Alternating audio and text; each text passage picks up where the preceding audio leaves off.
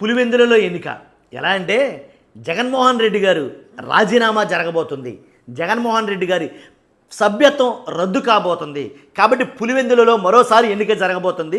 కానీ ఎన్నికలంటూ ప్రారంభమైతే జగన్మోహన్ రెడ్డి గారి స్థానం నుంచే, అసెంబ్లీ సీటు నుంచే ఎన్నికలు మొదలు కాబోతున్నాయి ఆంధ్రప్రదేశ్లో. కాబట్టి పులివెందులలో ఉప ఎన్నిక అనే శీర్షిక మీద చాలామంది రకరకాలుగా మాట్లాడుకున్నారు.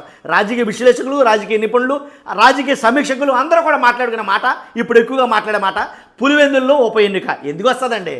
ఉప ఎన్నిక ఎందుకు వస్తుంది అంటే అసెంబ్లీకి వెళ్ళకపోతే రాజ్యసభ సభ్యత్వానికి రద్దు అవుతుంది అని, ఏదైతే అసెంబ్లీ సభ్యత్వం రద్దు అవుతుందని ఎవరైతే తిరుమల రఘురామకృష్ణరాజు గారు ఏదైతే ఒక మాట వ్యాఖ్యానించారో, ఏదైతే కంటిన్యూస్గా 60 పని దినాలు అంటే 60 రోజులు అసెంబ్లీకి వెళ్ళకపోతే కనుక, ఆ అసెంబ్లీకి 60 పని దినాలు వెళ్ళకపోతే కనుక, కంటిన్యూస్గా వెళ్ళకపోతే కనుక అది రద్దు అవుతుంది అని అయితే ఆయన మాట్లాడు. అది రద్దు అయితే ఆటోమేటిక్గా అది ఎమ్మెల్యే పదవి రద్దు అవుతుంది అనేది కనుక మాట్లాడటం జరుగుతుంది.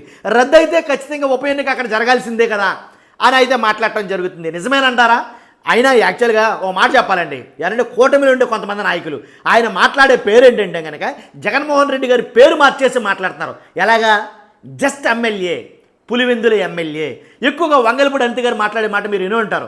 జగన్మోహన్ రెడ్డి గారిని సంబోధించాల్సి వస్తే కనుక జస్ట్ పులివెందుల ఎమ్మెల్యే మాత్రమే. ఈ మాట పదే పదే నొక్కి ఒక్కడి నుంచి మరీ మాట్లాడుతున్నారు చాలామంది. కాబట్టి జస్ట్ పులివెందుల ఎమ్మెల్యే ఆ సభ్యత్వానికి రద్దు అయితే కనుక మరలా నెగ్గుతాడా? కాబట్టి మరలా అక్కడి నుంచి ఉప ఎన్నిక ప్రారంభమవుతుందా ఏంటి? 1,00,000 ప్రశ్నలు ఉన్నాయి. ఇంకోటి ఏంటంటే కనుక అనర్హత వేటు. ఒకటండి, ఈయన వెళ్ళడో, వాళ్ళు రమ్మంటారో, వాళ్ళు వెళ్తేనేమో ఈయనకి అవకాశం ఇవ్వరు.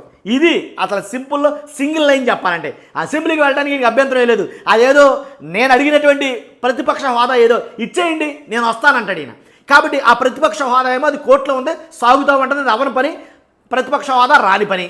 ప్రతిపక్ష హోదా వాళ్ళెవరో, ఈయన ప్రతిపక్ష హోదా ఉంటే తప్ప అసెంబ్లీకి వెళ్ళినంటాడు ఈయన. కాబట్టి ఈయన వెళ్ళడో, వాళ్ళు రమ్మంటారు. కాబట్టి ఈయన వెళ్ళకపోవడం వల్ల మిగిలిన 11 మంది ఎమ్మెల్యేలు ఉన్నారు కదా, వాళ్ళు కూడా వెళ్ళడానికి అవకాశం లేకుండా పోయింది. ఇప్పుడు వాళ్ళు కూడా వెళ్ళడానికి లేదు. కాబట్టి 11 మంది ఈయనతో పాటు ఉన్నారు. కాబట్టి ఆ 11 మంది పైన కూడా అనర్హత వేటు పడుతుందంటారా? ఒకవేళ సపోజ్ 11 మంది ఎమ్మెల్యేల మీద కూడా అనర్హత వేటు పడితే కనుక అన్ని చోట్ల ఉప ఎన్నిక జరుగుతుందా? చూసారండి ఎన్ని ప్రశ్నలు ఉన్నాయో. కాబట్టి ఈ 11 మంది ఎమ్మెల్యేలు కూడా అనర్హత వేటు పడితే కనుక అసలు వెళ్ళొద్దు అని అంటున్నారు. అసెంబ్లీ బడ్జెట్ సెషన్స్ జరగబోతున్నాయి. కానీ ఇప్పుడు వెళ్ళాలంటారు.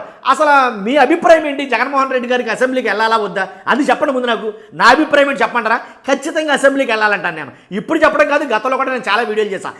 జగన్మోహన్ రెడ్డి గారు అసెంబ్లీకి వెళ్తే మంచిది, ఇది నా అభిప్రాయం. ఎందుకబ్బాయి వెళ్ళినా సరే ఆయనకి మైక్ ఎవరో ఇచ్చిన 2 మాటలు మాట్లాడితే కట్ చేస్తారో, ఆయనకి అవకాశం ఎవరో అని చాలామంది మాట్లాడచ్చు. నష్టం ఏంటండి? చెయ్యనివ్వండి.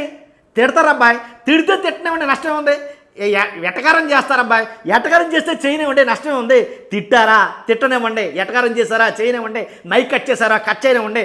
అప్పుడు ప్రజలు చూస్తారు ప్రతిదీ, point to point, pin to pin. ఖచ్చితంగా ప్రజలు చూస్తారు. కాబట్టి జగన్మోహన్ రెడ్డి పాపం నిలబడి తమ సమస్యలు చెప్దామంటే మైక్ కట్ చేస్తున్నారా, ఎలా మాట్లాడుకుంటారు? కాబట్టి అసలు ప్రాబ్లం అనేది లేకుండా నేను వెళ్ళలేని శాంతం కూర్చుంటే కనుక అది కరెక్ట్ కాదేమో అని అభిప్రాయం. మీకు నచ్చినా నచ్చకపోయినా ఇది purely it's my personal opinion, దాంట్లో ఎలాంటి డౌట్ లేదు. కాబట్టి ఇంకోటి ఏంటంటే కనుక అసలు వెళ్ళాలి కదా, మైక్ కట్ చేస్తున్నారో లేదో, ఇస్తారో సమయం ఎవరో, వెళ్ళాలి కదా. అసెంబ్లీగా ఇప్పుడు ఒక ఎమ్మెల్యేగా గెలిపించింది ప్రజలు ఎందుకు గెలిపిస్తారు?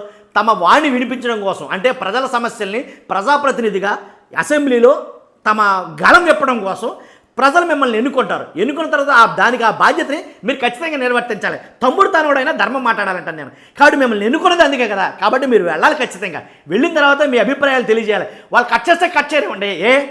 మీరు అధికారంలో ఉన్నప్పుడు ప్రతిపక్షంలో ఉండే టీడీపీ వాళ్ళు చాలామంది మైకులు కట్ చేయలేదా? జరగలేదు. అసలు జరుగుతాయి. ఎందుకని? హద్దులు దాటి మాట్లాడితే మైకులు కట్ చేస్తారు. కట్ చేస్తే కట్ చేయనివ్వండి. ప్రజల సమస్యల మీద మీరు ఎలుగెత్తి చెప్పాలనుకున్నాడు మైకులు కట్ చేస్తే ఉంది. అక్కడ కట్ చేసిన తర్వాత బయటకు వచ్చిన తర్వాత మైకులు మీయే కదా, కాబట్టి ఇక్కడ మాట్లాడొచ్చు కదా. అర్థమవుతుందండి నా అభిప్రాయం. కాబట్టి వాస్తవం ఉందంటారు దీంట్లో.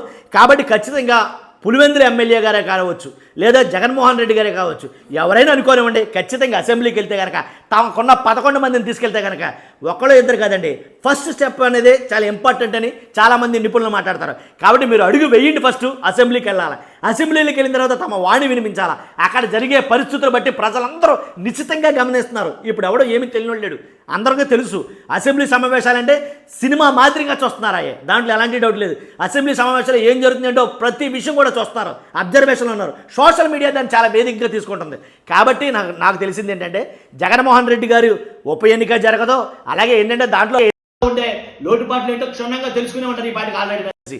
కాబట్టి వెళితే ఏం జరుగుతుంది, వెళ్ళకపోతే మా సభ్యత్వాలు రద్దు అవుతాయా లేదా అనేది ఒక క్లారిటీ వచ్చేసి ఉంటుంది. వీటన్నింటిని పక్కన పెడితే కనుక ఏదైతే బడ్జెట్ సెషన్స్ కాబట్టి ఖచ్చితంగా వెళ్తే మంచిదని నా అభిప్రాయం. మీ అభిప్రాయం ఉంటే ఖచ్చితంగా కామెంట్ రూపంలో తెలియజేయండి. చూస్తున్నా మీరు అందరూ చాలా ఇంపార్టెంట్ అనే విషయం చెప్పానండి, దాని గురించి మీరు లైక్ చేయాలి. ఎందుకంటే ఎక్కువ మందికి ఇన్ఫర్మేషన్ షేర్ అవ్వాలి కాబట్టి నా అభిప్రాయం. ఖచ్చితంగా ఫస్ట్ అయితే కనుక నాకు మోటివేషన్ కూడా లైక్ చేయండి. మర్చిపోద్దు, పార్టీలకు అతీతంగా మన వీడియో ఉంటాయి, పక్కగా సబ్స్క్రైబ్ చేయండి. Thank you very much.